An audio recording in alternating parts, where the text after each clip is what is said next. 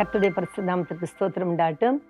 மறுபடியுமாய் கூட இந்த நாளிலே உங்களை சந்திக்கிறதிலே நான் மிகவும் சந்தோஷப்படுகிறேன். நம்முடைய கர்த்தர் நல்லவர். அவர் நமக்கு செய்த எல்லா நன்மைகளுக்காக நாம் அவருக்கு நன்றி உள்ளவர்களாக இருப்போம்.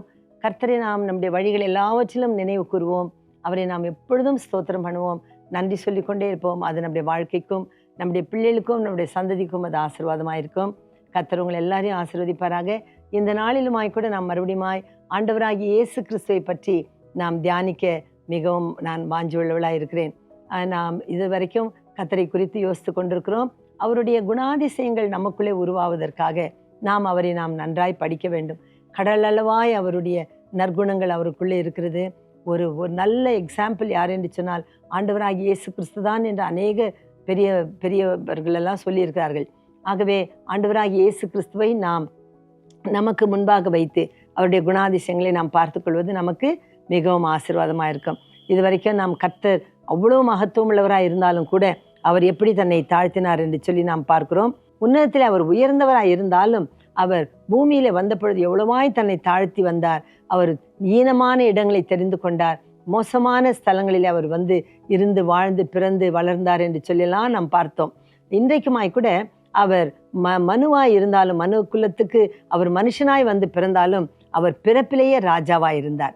அவர் ராஜா தான், அவர் ராஜாதி ராஜாவாய் இருந்தார். ஆனால் மனுஷர்களுக்கு மத்தியில் அவர் வந்த பொழுது அவர் தன்னுடைய ராஜமேன்மையை அவர் காண்பிக்கவில்லை, ராஜரீகத்தை அவர் காண்பிக்கவில்லை. மனுஷனாகவும் தாழ்மை உள்ளவராகவும் இருந்தார். ஆனாலும் அவரை ஜனங்கள் ராஜாவாக தான் கண்டார்கள். அதில் ஒரு சில காரியங்களை நாம் இன்றைக்கு பார்த்து அவருடைய ராஜரீகத்தின் மேன்மையை நாம் புரிந்து கொள்வோம். இதிலிருந்து நம்ம கற்றுக்கொள்ள வேண்டிய காரியம் என்ன என்றால், நாம் இந்த உலகத்தில் இருக்கிறவர்களா இருந்தாலும் நாம் ராஜா வீட்டு பிள்ளைகள், நாம் ராஜாவுக்கு சொந்தமானவர்கள். அதனால நமக்குள்ள ஆண்டவர் கூட நம்மளை தெரிந்து கொள்ளும் பொழுது எப்படி தெரிந்து கொண்டிருக்கிறார்? ராஜரீக ஆசாரிய சந்ததியாய் தெரிந்து கொண்டிருக்கார். ஆகவே நமக்குள்ளே என்ன சுவாபம் இருக்கணும்னா, நான் ராஜாவின் பிள்ளை, ராஜா வீட்டு பிள்ளை என்றதான ஒரு நமக்குள்ளே சுவாபம் இருக்க வேண்டுமே தவிர இந்த உலகத்தினுடைய அடிமைத்தனங்களுக்கு நாம் அடிமைகளாக கூடாது.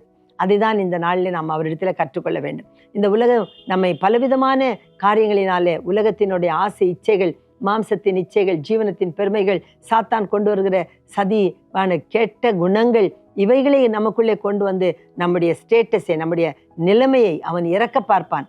நாம் அதெல்லாம் எடுத்துக்கொள்ளக்கூடாது. சத்துரு நமக்குள்ளே விதைக்கிற கோபங்கள், எரிச்சல்கள், வைராக்கியங்கள் இதெல்லாவற்றையும் வெளியே தூக்கி போட வேண்டும். போட்டுவிட்டு நான் ராஜாவின் பிள்ளை, எனக்குள்ளே ராஜரீக ஒரு குணாதிசயங்கள் இருக்க வேண்டும் என்று சொல்லி அதை நாம் கை கொள்ள வேண்டியது அவசியமாக இருக்குது. உலகத்திற்கு நாம் அடிமை இல்லை, சாத்தானுக்கு அடிமை இல்லை, நம்முடைய சுயத்துக்கும் நாம் அடிமை இல்லை. நம்முடைய சுயம் நம்மை ஆண்டு கொண்டு நம்மை கீழ்ப்படுத்த பார்க்கும். அதற்கு நாம் விட்டு கொடுக்க கூடாது. நான் ஆண்டவருடைய பிள்ளை, நான் ஜெயம் பெற்றவன் என்று சொல்லி ஆண்டவருடைய ராஜரீக குணம் நமக்குள்ளே வருவதற்காக, அதே போல நாம் ஆசாரியர்களாய் கூட நாம் இருக்க வேண்டும். அதை நாம் பிற்பாடு பார்க்கலாம். இப்பொழுது ஆண்டவர் ராஜா என்பதை குறித்து பேசுவதிலே நான் மிகவும் மகிழ்ச்சி அடைகிறேன். அவர் ராஜாதான், அவர் பிறப்பிலே ராஜா. மத்தேயு 2:2 நாம் வாசிக்கிறோம், யூதருக்கு ராஜாவாக பிறந்தவர் எங்கே? கிழக்கில் அவருடைய நட்சத்திரத்தை கண்டு அவரை பணிந்து கொள்ள வந்தோம் என்றார்கள். அப்பொழுது ஆண்டவராகிய இயேசு கிறிஸ்து ஒரு சிறு குழந்தையாய் மாட்டுக்கொட்டியில தான் வந்து பிறந்தார். ஆனாலும் கூட அவரை கேட்கும் பொழுது எப்படி கேட்கிறார்கள்? யூதருக்கு ராஜா. ஏனென்றால் அவருக்கான ஒரு நட்சத்திரம் உண்டானது. அவர் பிறப்பிலே அவர் ராஜாவாக இருந்தார். அது மட்டும் இல்லாதபடிக்கு 400 வருஷங்களுக்கு முன்னே அவரை குறித்து தீர்க்க தரிசனங்கள் சொல்லப்பட்டது. அது சகரியா 9 நாம் வாசிக்கிறோம். 9:9 வாசிக்கிறோம், சியோன் குமாரத்தியே மிகவும் களிக்கூறு, எருசலேம் குமாரத்தியே கெம்பீரு, இதோ உன் ராஜா உன்னிடத்தில் வருகிறார். அவர் நீதி உள்ளவரும் ரட்சிக்கிறவரும் தாழ்மை உள்ளவரும் கழுதையின் மேலும் கழுதை குட்டியாகிய மரியின் மேலும் ஏறி வருகிறார். அந்த நாட்களில் வீரர்கள் குதிரை மேலதான் ஏறி வருவார்கள். அது அவருடைய வீரத்தையும் கம்பீரத்தையும் கர்வத்தையும் காண்பிக்கிறது. ஆனால் நம்முடைய ராஜாவாகிய ஆண்டவராய் இயேசு கிறிஸ்து தாழ்மை உள்ளவராய் அவர் கழுதையின் மேலும் கழுதை மரியாகிய குட்டியின் மேலும் ஏறி வருகிறார் என்று சகரியா 9:9 நாம் வாசிக்கிறோம். அவர் கழுதையின் மேல் ஏறி வந்தாலும் சாந்தமுள்ள ராஜாவாய் அவர் இருக்கிறார். ராஜரீக சுவாபம் அவருக்குள்ளே காணப்பட்டது. ஆகவே அவரை தீர்க்கதரிசிகள் ராஜாவாக கண்டார் 400 வருஷங்களுக்கு முன்னே. அது மட்டும் இல்லாதபடிக்கு அவரை காண வரும் பொழுது அந்த ஞானிகள், 3 ஞானிகள் என்று சொல்லுகிறோம், ஆனால் அநேகர் புறப்பட்டார்கள் என்று சொல்லி சரித்திரத்தில் நாம் பார்க்கிறோம். ஆனால் அவர்கள் கொண்டு வந்து வைத்த காணிக்கை 3 காணிக்கை, பொன், தூப வர்க்கம், வெள்ளை போலம். அப்போ பொண்ணு வந்து ராஜாக்களுக்கு கொடுக்கப்படுகிற காணிக்கையா இருக்குது. தூப வர்க்கம் ஆசாரியனுக்கு கொடுக்கப்படுகிறது. வெள்ளை போலம் மரணத்தில் வைக்கப்படுகிற ஒரு பொருளாக இருக்குது. மரண சரீரத்திற்கு பாடி கெட்டு போகாமல் சரீரத்துக்கு வைக்கப்படுகிற ஒரு காரியமாக இருக்குது. அப்போ இதிலிருந்து நமக்கு என்ன தெரியுது? ஆண்டவராகிய இயேசு கிறிஸ்து ராஜாவாய் இந்த உலகத்திற்கு வந்தார், ஆசாரியனாய் நமக்கு ஊழியம் செய்தார், தம்முடைய மரணத்தினாலே நம்மை மரண பயத்திலிருந்து விடுதலையாக்க அவர் பிறந்தார். இதற்கு அடையாளமாக தான் இந்த 3 காணிக்கைகள் அவருக்கு கொடுக்கப்பட்டது என்று சொல்லி பார்க்கிறோம். ஆகவே அவர் ராஜாவாய் இருக்கிறார் என்று சொல்லி பார்க்கிறோம். அது மட்டும் இல்லாதபடிக்கு மக்கள் அவரை ராஜாவாக மாற்ற வேண்டும் என்று நினைக்கிறார்கள். அது யோவான் 6:15 நாம் வாசிக்கும் பொழுது ஜனங்கள் என்ன சொல்கிறார்கள்? அவர்கள் வந்து தம்மை ராஜாவாக பிடித்து கொண்டு போக வனதாய் இருக்கிறார்கள் என்று இயேசு அறிந்து மறுபடியும் விலகி தனியே மலைக்கு ஏறினார் என்று சொல்லி பார்க்கிறோம். அதனால மக்கள் என்ன செய்தார்கள்? இவர் அற்புத அடையாளம்லாம் செய்கிறாரு, நன்மை செய்கிறார், நமக்கு உதவி செய்கிறார், ஆகவே இவரை நாம் ராஜாவாக்கினால் இவர் வந்து ரோமர் கையிலிருந்து நம்மை விடுதலை செய்வார் என்று சொல்லி ஜனங்கள் எல்லாரும் இயேசுவை ராஜாவாக்க பார்த்தார்கள். அவர் ராஜாவாய் இருந்தாலும் இந்த உலகத்திலே அவர் ராஜாவாய் இருக்க விரும்பவில்லை. தம்முடைய ராஜ்யத்திற்கு அவர் ராஜாவாய் இருந்தார். அவருடைய ராஜ்யம் என்ன? புசிப்பும் குடிப்பும் அவருடைய ராஜ்யம் அல்ல.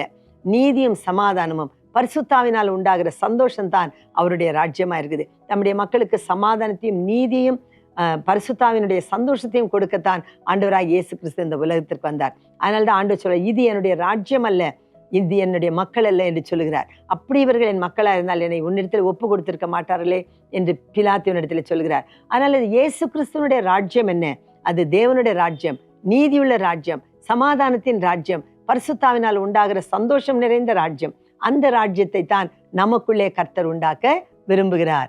இதுதான் தேவனுடைய ராஜ்யம். அந்த ராஜ்யத்திலே தான் அவர் ராஜாவாய் இருக்கிறார். Praise the Lord. அதனால மக்கள் வந்து இந்த உலகத்தின் ராஜாவாய் அவரை மாற்ற விரும்பும் பொழுது அவர்களுக்கு அவர் மறைந்து போகிறார். அது மட்டும் இல்லாதபடிக்கு பிலாத்து கூட அவரை ராஜாவாக காண்கிறான். பாருங்க, பிலாத்து கேட்கிறான். மார்க்கு 15 நாம் வாசிக்கும் பொழுது பிலாத்து கேட்கிறான், இயேசுவை நோக்கி, நீ யூதருடைய ராஜாவா என்று கேட்டான். அதற்கு அவர், நீர் சொல்லுகிறபடிதான் என்று சொல்லுகிறார். எவ்வளவு பெரிய ஆச்சரியமான காரியம் பாருங்க. நீர் சொல்லுகிறபடிதான் என்று சொல்லுகிறார். அப்போ அவன் சக்கரவர்த்தியா இருந்தாலும் கூட அவன் இயேசுவை பார்த்து, நீ ராஜாவா, யூதருடைய ராஜாவா? ஆமா, நான் ராஜாதான் என்று சொல்கிறார். நீர் சொல்லுகிறபடிதான் என்று சொல்லுகிறார். அது மட்டும் இல்லாதபடிக்கு அவர் என்ன செய்கிறான்? அவர் மரணத்திலே அவருடைய சிலுவையின் மேலே அவன் என்ன எழுதுகிறான்? கிரேக்கு மொழியில, லத்தீன்ல, எபிரேய பாஷையில யூதருடைய ராஜா என்று எழுதி போடுகிறான். அதை நாம் வந்து லூக்கா 23:38 வாசிக்கிறோம். இவன் யூதருடைய ராஜா என்று கிரேக்கு, லத்தீன், எபிரேய மொழிகளில் எழுதி அவருக்கு மேலாக வைத்தான். பார்த்தீங்களா? அப்போ அவர் ராஜா என்று அவன் ஒத்துக்கொள்கிறான். அதனால்தான் 3 பாஷைகளிலே மக்கள் தெரிந்து கொள்ளட்டும் என்று எழுதுகிறான். அப்போ உடனே ஆசாரியர்களும் பரிசேயர்களும் வந்து, அவன் ராஜா என்று சொல்லி கொண்டான் என்று சொல்லுங்கள் என்று, அப்படி எழுதுங்கள் என்று சொல்லுகிறார்கள். ஆனால் பிலாத்து சொல்கிறான், நான் எழுதினது அப்படின்னு சொல்லுகிறான். பார்த்தீங்களா? அப்போ பிலாத்து அவரை ராஜாவாக அங்கீகரிக்கிறான் என்று சொல்லி பார்க்கிறோம். அது மட்டும் இல்லாதபடிக்கு அவர் உண்மையிலே அவர் வருகையிலே அவர் ராஜாவாய் இருக்கிறார். இப்பொழுது ராஜா, இனி வரும் போற காலங்களில கூட அவர் ராஜாதி ராஜாவாய், கர்த்தாதி கர்த்தாவாய், அவர் தேவாதி தேவனாய் வெளிப்பட இருக்கிறார். ஒரு நாள் வரும், அந்த நாளில் ஆண்டவராய் இயேசு கிறிஸ்து வெள்ளை சிங்காசனம் வைக்கப்பட்டிருக்கும் பொழுது வெள்ளை குதிரையில ஏறி அவர் பட்டயத்தை உருவினவராய் அவர் ராஜாவாய் வருவார் என்று சொல்லி நாம் வெளிப்படுத்தல் 19:16 வாசிக்கிறோம். ராஜாதி ராஜா, கர்த்தாதி கர்த்தா என்னும் நாமம் அவருடைய வஸ்திரத்தின் மேலும் அவர் தொடையின் மேலும் எழுதப்பட்டிருக்குது. அவர் ஜெய வீரனாய் ஜெயிக்கிறவராய் புறப்படுவார். அப்பொழுது அவர் புறப்பட்டு வந்து அர்மகதோன் யுத்தத்தை நடத்தி அதிலே அந்தி கிறிஸ்துவையும் கள்ளத்தீர்க்கதரிசியும் அவர் அக்கினியில தள்ளி இந்த உலகத்திலே அவர் ராஜாவாய் 1000 வருஷம் அரசாழ்வார். அந்த ராஜ்யத்திலே பிள்ளைகள் பாம்பின் புத்திலே கை வைத்தாலும் அது சேதப்படுத்தாது. ஆடும் புலியும் ஒன்றாய் படுத்துக்கொள்ளும், மாடும் சிங்கமும் ஒன்றாய் படுத்துக்கொள்ளும் என்று சொல்லி நாம் ஏசாயா 11 வாசிக்கிறோம். அந்த ராஜ்யம் சீக்கிரமாய் வரப்போகுது. அதிலே ராஜாவாய் இருக்கிற இயேசு நமக்கு ராஜாதி ராஜாவாய் இருப்பார். அந்த ராஜ்யத்திலே நாம் பிரவேசித்து அவருடைய ராஜ்யத்திலே நாம் பிள்ளைகளாய் இருக்க வேண்டும் என்று சொன்னால், நாம் சிட்டிசன்ஸாய், நாம் பிரஜைகளாய் இருக்க வேண்டும் என்று சொன்னால், நாம் ராஜாவை நாம் ஏற்றுக்கொள்ளுகளாய் இருக்க வேண்டும். இன்றைக்கு இந்த ராஜாதி ராஜாவாகிய இயேசுவை நீங்கள் ஏற்றுக்கொள்ளுங்கள். அவருடைய ராஜரீக சுவாபங்கள் உங்களுக்குள்ளே உண்டாவதாக. கர்த்தர் உங்களை எல்லாரையும் ஆசீர்வதிப்பாராக. இந்த உலகத்தின் அடிமைத்தனத்துக்கு நம்மை விட்டு கொடுக்காதிருப்போம். நாம் விடுதலையோடு கூட கர்த்தருடைய ராஜ்யத்திலே அவருடைய ராஜாவாகிய இயேசுவை சேவித்து நாம் வாழ்வோம். கர்த்தர் உங்களை எல்லாரையும் ஆசீர்வதிப்பாராக. நாம் ஜெபம் பண்ணுவோம். பிதாவே, நாங்கள் நன்றியோடு ஸ்துதிக்கிறோம். இந்த நாளிலுமாய் கூட உம்முடைய ராஜ்யத்தை குறித்து நாங்கள் படித்து கொண்டோம். நீர் ராஜாவாய் இருக்கிறீர் என்பதை நாங்கள் அறிந்து கொண்டோம். உம்முடைய ராஜரீகத்தை குறித்து நாங்கள் அறிந்து மேன்மை பாராட்டுகிறோம். உம்முடைய ராஜரீக சுபாவம் எங்களுக்குள்ளே உண்டாகட்டும். இந்த உலகத்துக்கு நாங்கள் அடிமைகள் அல்ல, நாங்கள் இயேசு கிறிஸ்துவனுடைய பிள்ளைகளாய் உமக்கென்று வாழ எங்களுக்கு உதவி செய்யும். உம்முடைய ராஜ்யத்தில் எங்களுக்கும் ஒரு பங்குதாரும். இந்த செய்தியை கேட்ட எல்லா மக்களுக்கும் இந்த ராஜ்ய சன்மானத்தை நீர் தந்து நீர் வழிநடத்துவதற்காக ஜெபிக்கிறோம். கிருபையுள்ள கரம் கூடட்டும், ஆசீர்வதி. இயேசுவின் நாமத்தில் கேட்ட எல்லா மக்கள் மேலும் பூரண கிருபை சொல்லி ஜெபிக்கிறேன் பரலோக பிதாவே, ஆமென். கர்த்தர் உங்களை எல்லாரையும் ஆசீர்வதிப்பாராக. இந்த நாளிலே ராஜாவாகிய இயேசுவை சேவித்து ராஜரீகத்தில் நடுவுங்கள். கர்த்தர் உங்களோடு இருப்பாராக. ஆமென்.